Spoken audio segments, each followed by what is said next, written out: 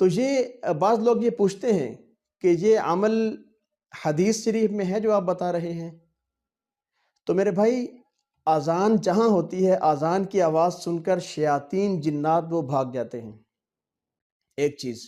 اور دوسری چیز یہ ہے کہ قرآن وہ سمندر ہے، قرآن کی شفا ہی شفا ہے ہر آیت میں، اور جہاں قرآن پاک کی تلاوت ہوتی ہے، ذکر و اذکار ہوتا ہے، وہاں شیاطین جنات کا وہاں گھومنا، ارد گرد وہاں ان کا بسیرا جو ہے وہ نہیں رہتا۔